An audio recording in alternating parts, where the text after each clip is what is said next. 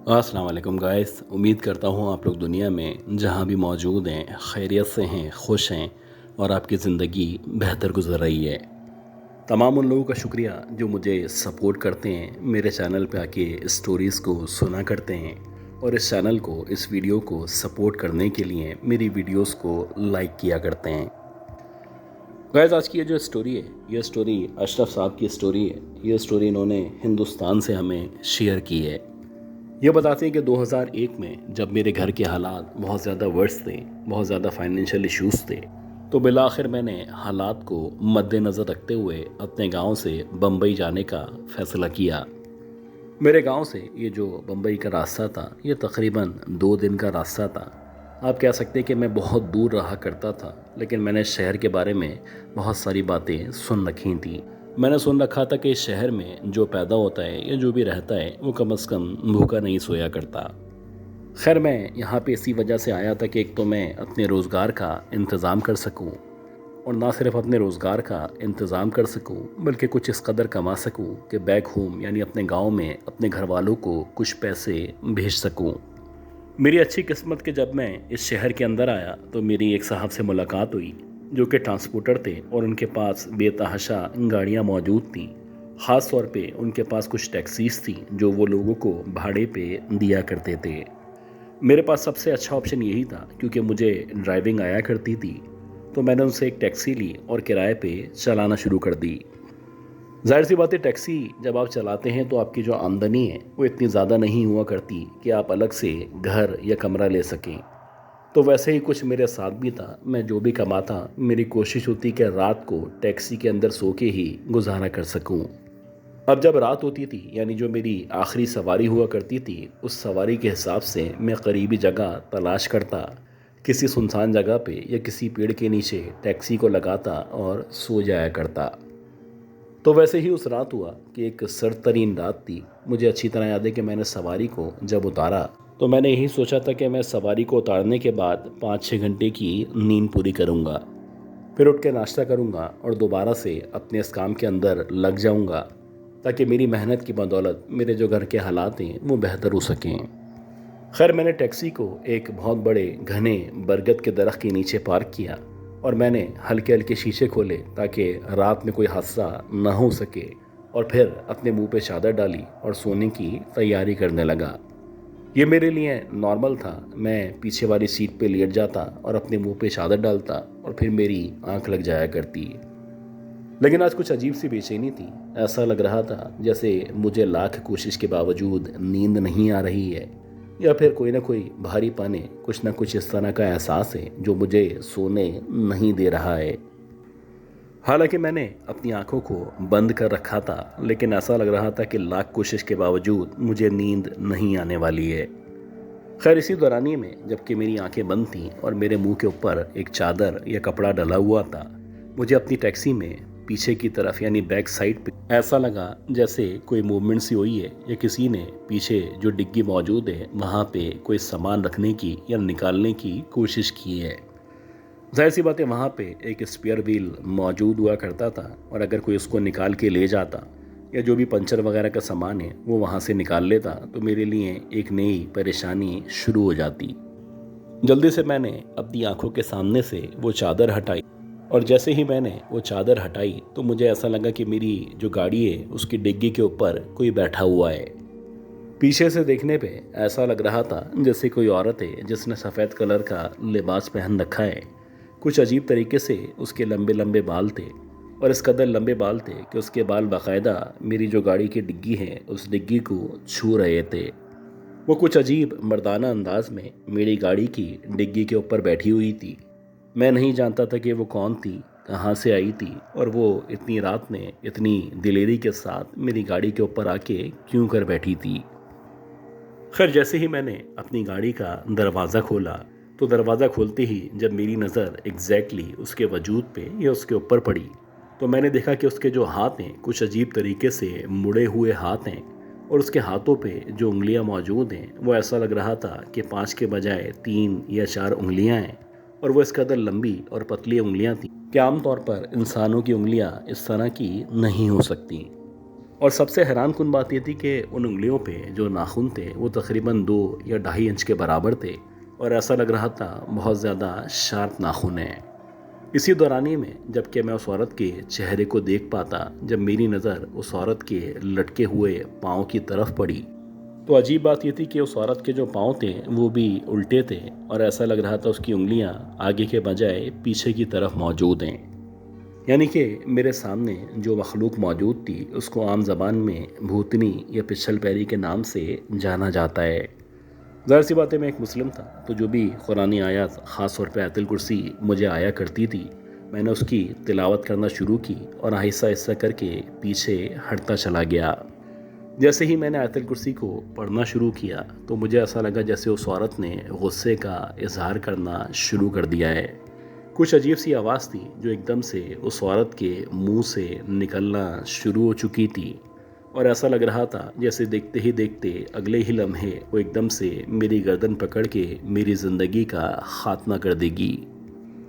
लेकिन अल्लाह का शुक्र है कि वो औरत सिर्फ उस गाड़ी के ऊपर से नीचे उतरी और नीचे उतरने के बाद ये जो दरख्त था इसका जो तना था इसके पीछे की तरफ गई और मेरी आंखों के सामने सामने ये औरत ना सिर्फ गायब हो गई बल्कि ऐसा लग रहा था जैसे अब से कुछ देर पहले यहाँ पे कोई औरत मौजूद ही नहीं थी।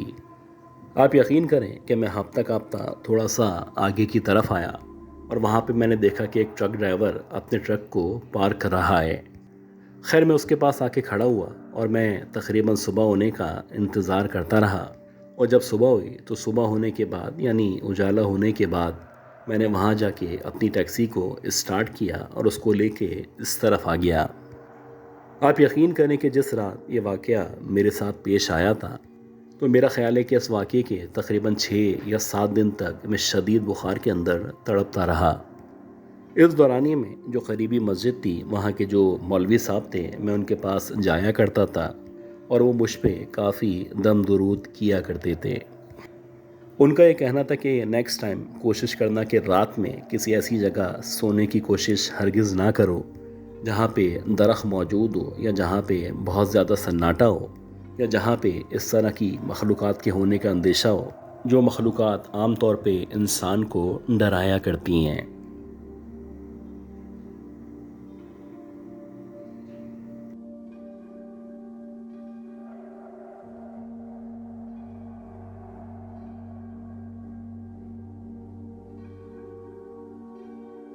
अच्छा गाइज, आज की जो स्टोरी मैं आपके साथ शेयर करने वाला हूँ ये स्टोरी हमें जमाल साहब ने शाबान टाउन से शेयर की है। ये बताते कि जो स्टोरी है, ये जो वाक़या है, ये इनके साथ सरासर पेश आया था और ये 2001-2002 की बात है। उस दौर में इनकी जो फैमिली थी नॉर्थ कराची में वहाँ पे रहा करती थी जहाँ पे एक बहुत बड़ा सा बहुत मशहूर कब्रिस्तान मौजूद है। इनका जो घर था एग्जैक्टली उस कब्रिस्तान के सामने मौजूद था और अक्सर इनके जो वालिदैन थे यानी इनके जो भी बड़े थे वो इनको मना किया करते थे कि भाई रात के औकात में यानी ख़ास तौर पे मगरिब हो जाती है तो उसके बाद आपको छत पे जाने से या ऊपर जाने से परहेज़ करना है। और ये बताते हैं कि सच्ची बात ये है कि हम लोग कोशिश करते थे कि जैसे ही असर हो जाए, ख़ास तौर पे जब मगरिब हो जाए, तो किसी भी सूरत ऊपर नहीं जाना है। इत्तफाक से इनकी अम्मी और इनके अब्बू को किसी भी काम से या किसी भी वजह से दूसरे शहर जाना पड़ा और जब इनके पेरेंट्स दूसरे शहर चले गए तो ये बताते कि घर के अंदर तमाम बहन भाइयों में सबसे बड़ा मैं था और मेरी उम्र तकरीबन 21 या 22 साल थी। अब मैं घर में अपने बहन भाइयों को कोशिश कर रहा था कि सही तरह संभाल सकूं और उनका वैसे ही ख्याल रख सकूं जैसे मेरे अम्मी अब्बू रख रहे थे। 2-4 दिन के लिए इनके पेरेंट्स शहर से बाहर गए हुए थे और इन 2-4 दिनों में इनको पूरी कोशिश करनी थी कि अपने बहन भाइयों का माँ बाप की तरह ख्याल रख सकें। ये बताते हैं कि एक रात ऐसा हुआ, यानी जब मेरे पेरेंट्स गए थे उसकी जो अगली रात थी, उस रात के तकरीबन 12:30-1 बजे का टाइम था और मेरे जो भी छोटे बहन भाई हैं सारे के सारे सो चुके थे।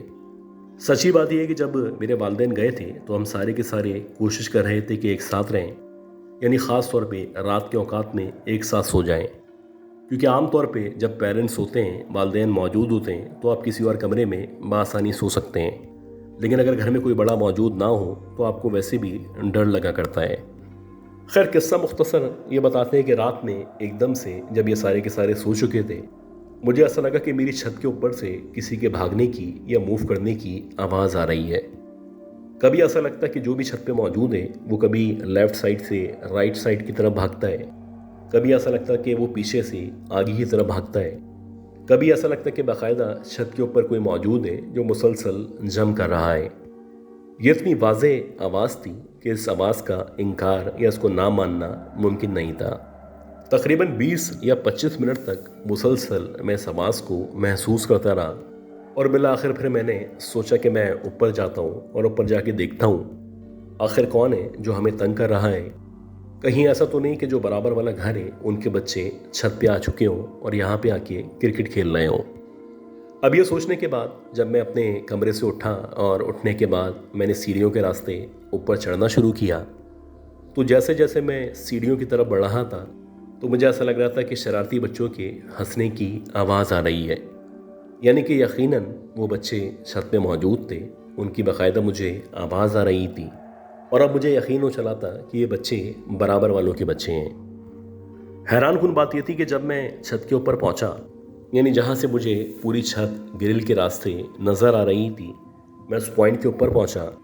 और सबसे पहले जब मेरी नज़र छत के लेफ़्ट साइड वाले हिस्से पे पड़ी तो ना ही लेफ़्ट साइड पे ना ही राइट साइड पे, इवन कि पूरी छत पे ना ही कोई बच्चा मौजूद था। और जब मैंने बराबर वाली छत पे झांक के देखा तो वहाँ पे भी ताला लगा हुआ था। यानी कि जो बराबर वाले थे उनके बच्चे भी सो चुके थे, क्योंकि आम तौर पे वो रात के औकात में जो छत की ग्रिल है वहाँ पे ताला लगा दिया करते थे। मैं श्योर था कि मुझे छत से ही आवाज़ आ रही थी, छत पे ही बच्चे मौजूद थे जो मुसलसल हंस रहे थे। फिर बिला आखिर ये बच्चे कहाँ चले गए थे। कुछ देर इधर उधर देखने के बाद बिला आखिर में सीढ़ियों के रास्ते वापस नीचे की तरफ आ गया और दोबारा से मैंने आंखें बंद की और ख़ुद को सुलाने की कोशिश करने लगा। अभी मुझे लेटे हुए 10 या 15 मिनट मुश्किल से गुजरे होंगे कि इसी दौरानिए में मुझे ऐसा लग रहा था जैसे बाकायदा अब छत के ऊपर जो एक पलंग पड़ा हुआ है उस पलंग को पकड़ के कोई बाकायदा खींच रहा है, और जो भी खींच रहा है बड़ी बेदर्दी से खींच रहा है, क्योंकि इस कदर शोर की आवाज़ थी कि इस शोर की आवाज़ से जो मेरे छोटे बहन भाई थे वो भी उठने वाले थे। वो मुसलसल करवटें बदलने लगे थे और अब लग रहा था जैसे अगर कुछ देर मज़ीद ये शोर की आवाज़ आई तो ये सारे बच्चे उठ के बैठ जाएंगे। यानी ये बात कंफर्म थी कि कोई ना कोई छत पे मौजूद था और उसकी आवाज़ इन सबको भी सुनाई दे रही थी। जब ये मुझे पलंग की आवाज़ आने लगी तो अब की बार साइड में जहाँ पे एक बल्ला रखा हुआ था मैंने एहतियातन उस बल्ले को उठाया और बल्ले को उठाने के बाद छत की तरफ जाने लगा। अब मुझे गुस्सा आ रहा था और मैं सोच रहा था कि अगर ये बराबर वाले बच्चे मुझे डराने के लिए या हमें परेशान करने के लिए ये हरकत कर रहे हैं तो अब मैं इनको जाके नहीं छोड़ूंगा। वैसे ही हुआ कि जब मैं अब की बार छत के ऊपर गया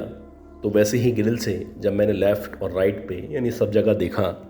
तो ना ही बच्चे मौजूद थे और इवन के जो बराबर वाले थे उनकी ग्रिल पे भी वैसे ही ताला पड़ा हुआ था। हाँ, हैरानकुन बात ये थी कि जो साइड में पलंग मौजूद था वो अब साइड के बजाय छत के बिल्कुल वस्त में यानी दरमियान में मौजूद था, और अब कंफर्म हो रहा था कि जो भी छत पे मौजूद था उसने पलंग को घसीटने के बाद छत के दरमियान में ला के रख दिया है। एक अजीब हालत थी, ठंडे ठंडे पसीने छूट रहे थे, समझ नहीं आ रहा था कि हमारे साथ हो क्या रहा है। अगर मैं डर जाता तो मेरे डरने पे जो मेरे छोटे बहन भाई थे उनका रोना या डरना ज़रूर मुमकिन था। खैर मैंने अपने आप को संभाला और संभालने के बाद आयतुल कुर्सी पढ़ता हुआ स्टेयर्स के रास्ते से नीचे आ गया। अब मैं फैसला कर चुका था कि कोई भी आवाज़ आए, कुछ भी हो, मुझे ऊपर नहीं जाना है। और ऐसा ही हुआ कि जब मैंने आंखें बंद की तो मुसलसल करवटें बदलने के बावजूद ना ही मुझे नींद आ रही थी, बल्कि अब ऐसा लग रहा था कि ऊपर से छोटे छोटे पत्थर नीचे आके गिरना शुरू हो चुके हैं। खैर कुछ देर तक मैंने इधर उधर का जायज़ा लिया। उसके बाद मैं तीसरी बार उठा और अब की बार मैंने सोच लिया था कि ये जो भी हो, चाहे जन्नात हो चाहे इंसान हो, मैं इनको कुछ ना कुछ बोल के ज़रूर आऊँगा। मुझे नहीं पता कि मेरे अंदर इतना हौसला कहाँ से आया था, मैं कहाँ से इतना बहादुर हो गया था। हालांकि मैं ज़िंदगी में कभी भी इस तरह की मखलूक़ात को देखने का या उनसे बात करने का या उनसे कन्वर्सेशन करने का नहीं सोच सकता था। अब की बार जब मैं छत की तरफ बढ़ रहा था तो मुसलसल मुझे बच्चों के हंसने की या मेरा मजाक उड़ाने की आवाज़ महसूस हो रही थी। अब जैसे जैसे बच्चे हंस रहे थे तो मुझे गुस्सा भी आ रहा था, डर भी लग रहा था, लेकिन जब मुझे बहुत ज़्यादा गुस्सा आने लगा तो एकदम से मेरे मुंह से गाली निकली, और गाली निकलने के बाद मैंने कहा कि पता नहीं क्यों हमें डरा रहे हैं, अगर हिम्मत है तो हमारे सामने आ जाएं। ये जुमला मेरी ज़िंदगी का सबसे खौफनाक तरीन जुमला था, और मुझे नहीं पता था कि ये जुमला जो मैं बोलने वाला हूँ उसके बाद जो मेरी ज़िंदगी है मुकम्मल तौर पे बदल जाएगी, या कम अज़ कम इस बारे में मैं हमेशा के लिए तौबा कर लूँगा। जैसे ही मैंने ये जुमला अदा किया, आप यकीन करें कि इससे पहले कि मैं ग्रिल के सामने पहुँचता या ग्रिल पे पहुँच के छत की तरफ झांकता, मेरे पहुँचने से पहले ही मैंने देखा कि 2 बच्चे जो कि मुश्किल से 10 या 11 साल के होंगे, उनकी जो हाइट थी तकरीबन 4 साढ़े 4 फीट के दरमियान थी, और उनकी जो आंखें थीं या उनकी आंखों की जो आई बॉल्स थीं वो मुकम्मल तौर पे सफ़ेद थीं। वो अजीब तरीके से ग्रिल के उस पार खड़े हुए थे और मेरी तरफ देख के अजीब इशारे कर रहे थे। ऐसा लग रहा था जैसे वो मुझे इशारा करके बुलाना चाहते हों या मुझे कहना चाहते हों कि तुम हमारे पास आओ। अल्लाह जानता है कि जब मैंने उन बच्चों को देखा तो उन बच्चों को देखते ही मैंने वापस नीचे की तरफ दौड़ लगा दी। खैर, जब मैं कमरे के अंदर आया, मेरे ठंडे ठंडे पसीने छूट रहे थे और मैंने कमरे को अंदर से बंद कर लिया था। अब मैं किसी भी कीमत पे इन बच्चों से या इन मखलूक़ात से ना ही सामना करना चाहता था और ना ही मैं चाहता था इनसे फर्दर मेरा कोई किसी भी किस्म का इंटरेक्शन हो। मैंने मुसलसल ना सिर्फ ख़ुद भी तिलावत शुरू कर दी, बल्कि मैं वेट कर रहा था कि जैसे तैसे फजर की अजान हो जाए, ताकि जब रोशनी हो तो उसके बाद ज़रा सुकून महसूस हो। तकरीबन 1 या 1.5 घंटे तक ये जो दरवाजे का नीचे का हिस्सा होता है, जिसे आप झिर्री कह सकते हैं, मुझे उस झिर्री के ज़रिए महसूस हो रहा था जैसे वही बच्चे कमरे के बाहर यानी दरवाजे के बाहर की तरफ मौजूद हैं और मुसलसल वहाँ पे मूव कर रहे हैं। मुझे तकरीबन फजर की अजान तक उन बच्चों के वहाँ पे होने का एहसास होता रहा, और जैसे तैसे करके जब फजर की अजान हुई, उसके बाद मैंने वज़ू करके जब नमाज़ पढ़ी, तब कहीं जाके ये जो मामला था ज़रा नॉर्मल हुआ।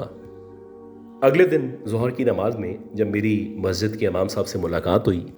तो मैंने उनको बताया कि ऐसे ऐसे मैंने गाली बक दी थी, और गाली बकने के बाद मैंने इस तरह से कहा था। अब ये सुनने के बाद वो जो इमाम साहब थे वो मेरे साथ मेरे घर में आए, और घर में आने के बाद उन्होंने कहा कि जो भी मखलूक़ात यहाँ पे मौजूद हैं उनसे माफ़ी मांगो। ऐसा ही हुआ कि उनके कहने के मुताबिक जैसा जैसा वो कह रहे थे मैं वैसे वैसे बोल रहा था, और मैं वाकई में सच्चे दिल से इन मखलूक़ात से माफ़ी का तलबगार था। अल्लाह का शुक्र है कि जब इमाम साहब ने ये सब करवाया तो उसके बाद से मुझे सुकून महसूस हुआ। बाकी की जो 2 या 3 रातें थीं वो मैंने अपने बहन भाइयों के हमरा,